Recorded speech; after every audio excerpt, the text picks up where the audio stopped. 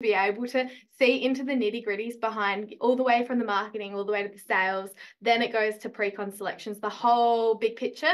And I think that's important as well with the systems, is to make sure that they do impact the whole big picture. I love interviewing systems champions. I feel like arguably they're probably one of the most valuable positions in a business and very commonly overlooked. And recently I interviewed Eryn Stannard from Stannard Homes, where he shared his story about being a high school dropout and building a $15 million building business out of Adelaide, Australia, home building. And he mentioned that they are a systems driven company, and his secret weapon was actually his daughter, Eryn, who's taken over the role of systems champion. So today I wanted to shine a little bit of light on her story and provide some inspiration for some systems champions and business owners out there. So first things first, just like to welcome you to the call, Eryn. Thank you so much for having me. Perfect. So my first question for you is, do you consider yourself a systems person? Like, are you naturally organized? Does it come easily to you? Yeah, I do consider myself as a systems person. I'm very structured, love organization, and I love to have clear expectations as well of exactly what's expected. So I really feel like I thrive amongst systems and processes. Yes. And when you came into the family business, what was kind of your first role? How did you kind of get started? Yeah, so I come into the family business with interior design as a passion, Yeah. and I thought that that was going to be my career. Just start near interior design, and that would be great. And then, which was good. It was, the systems and processes were there, but then I asked a few too many questions too quickly, and scared the architect and interior designer at the time away within the first 2 weeks. So by my week 4, she had left, and it was all up to me now. So yeah, Thrown in the deep end. yeah. And um, was that something like part of your dad's idea when you first got started to start with the systems and reviewing what they did have in place, or did it kind of just naturally evolve as you started? So I was introduced to the systems from the start, but not to edit or change them, just to read them, follow it through, and understand the process. And then, yeah, once she left, it was, oh my God, I'm going to have to do this now. How am I going to do it? And because she had other qualifications that I just didn't have, Yeah. she was very well experienced in architecture. And I was just an 18-year-old, I think I was actually 17 at the time, that had left school. So Yeah. that's all the qualifications that I had. And I had these clients relying on me that needed their selections done so their slab could go into the ground at the time. So yeah, I just Yeah. jumped straight into it and rewrote the systems and procedures probably over 6 months Yeah. of exactly how it needed to go, how I wanted it to go, what I expected of the suppliers as well. But yeah. And your dad, it sounds like he'd already built a bit of a systems culture in the organization, because if there were already some processes there, is that something that was across the entire organization or specific for this role? It's across the entire organization. When I come in, we're just still improving it now. Yeah. Yeah. And as that role changed, so you then stepped up into the interior design role and started to work the systems there. I know your position has changed now and you've kind of started to expand into some of the other areas. How did that happen? Is that something that just was obvious to you and your dad, or did you stick your hand up? What kind of triggered it? Well, I think once I started in the selections phase, I started to understand there's a lot more to a building company. I come in and I had a Yeah. rough idea that, there's a lot to a building company, but I didn't understand the flow and effect of the whole process. So when I started in selections, it's very close to pre-construction. So understanding that interests me.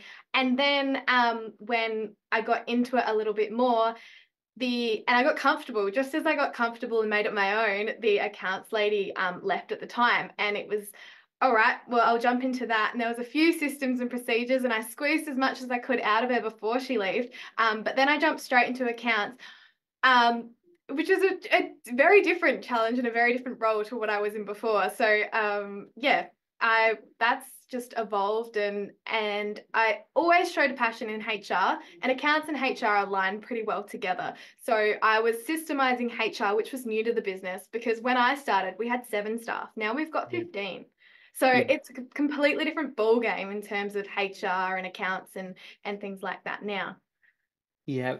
And when you sort of started doing some of the documentation, how did you approach it? Did you just look at, well, here's what we've already got in place, and having an idea of what a good standard is and what you felt you needed, and you just kind of figured it out as you went? Yeah. So I work alongside the Association of Professional Builders. So I jumped in on a few calls and action plans with them, which I still do weekly at the moment, to maintain uh, the systems and procedures, especially in regards to HR, because it's working with personalities and different people is just a whole huge thing that we need to Yeah. get down packed in terms of systems and procedures and expectations. So yeah, that was something that was well documented, but it worked for 7. Now it's getting it there for 15. Yeah. I know it ends up being quite a gift to give someone this particular role, because it's quite common for someone, when they learn a particular trade, they become the technician. They know how to do the thing. You become the interior designer and you know how to do that particular role. But then as a business owner, you start to realize it's a completely different skill set to run a business that does the thing, and there's a variety of different things. So I'm assuming, like, and Ryan had mentioned, your visibility and understanding as the business as a whole is one of the strongest in the team now, because you've been able to see into different roles and how they interconnect. Is that something that is obvious to you now? Yeah, it is obvious to me now, and I think I'm very grateful and privileged as well to be able to see into the nitty gritties behind, all the way from the marketing, all the way to the sales. Then it goes to pre-con selections, the whole big picture. And I think that's important as well with the systems, is to make sure that they do impact the whole big picture. But in regards to, yeah, my experience, looking back, I was just watching the puzzle pieces just get put Yeah. together. It's like, well, that's why I've got to do that, and that's why that works like that. So yeah. Oh, hey, I know you're tuned in right now, so I'll keep this super quick, but you like awesome YouTube videos, don't you? Well, there's not really that many YouTube channels that create great content about how to systemize your small business. So I want to make sure that you catch every video that I publish. So if you haven't already, firstly, give this video the thumbs up, and then go ahead and subscribe to my channel. You can even hit the bell notification to make sure that you're the first to know when I publish anything. So go ahead, do it right now. I'll wait a sec, and then I'll transfer you back to the video. It's definitely a challenge a lot of business owners face, and they oftentimes don't get systems and processes down. And it's great that your dad had the trust and belief in you and gave you free rein to really step into this role. Sometimes business owners, and maybe it was easier for him being that you're his daughter. Sometimes it's hard to, as a business owner, to do that. I don't know if you had any thoughts on what a business owner who might be looking to this can think about as they're thinking about, well, who is my systems champion, and how do I empower them and give them the space to do this work? I don't know if anything comes to mind on that. On giving them the space to do it, yeah, it's a lot to let go of. Even Yeah. when I just have someone just edit a system or update it, I'm like, oh, okay, what's that going to impact? But yeah, it's a big thing, but finding the right person to do it too, because it's very easy to just think about, your role, what perfecting that, but the flow and effect of that is usually pretty big, Yeah. especially within the industry that I'm in. You mentioned about thinking about the role, and maybe even if we think about the qualities of a systems champion, and maybe that's just thinking about yourself. Are there any particular skills? I know we touched on some organization and a few things like that. Are there any other skills that are obvious to you where you're just like, well, to be a good systems champion, you've got to. Yeah, I think be a good listener. Like, you really do just have to listen. I'm very grateful to have an open planned office. So I'm just a little bit of a fly on the wall, to figure out what I do need to improve, and it is able to take criticism. I feel like you really have to be able to take criticism that your idea just doesn't work because of this. And there's usually a reason why it doesn't work. And sometimes it doesn't work. And I think accepting that that's the case and taking the criticism on it as well. Yeah, yeah. I definitely think because you're dealing with such a variety of different personalities, you need to be able to move to meet the other person at a level that they're comfortable with, and as you said, be a great listener and curious enough to know, well, how does that work? And why do you do it that way? And how does that now connect with this piece? And then starting to create this puzzle in your mind of the business. Yeah. And I think as well is that I come in pretty strong at the start when I was in selections.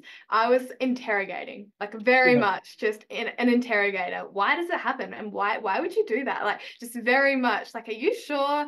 And it's definitely the approach you have on that as well. When I'm not the approach at the start was very curious, but now I know that that approach isn't really going to get me anywhere. That Yes. make someone put their guard up. But Yeah.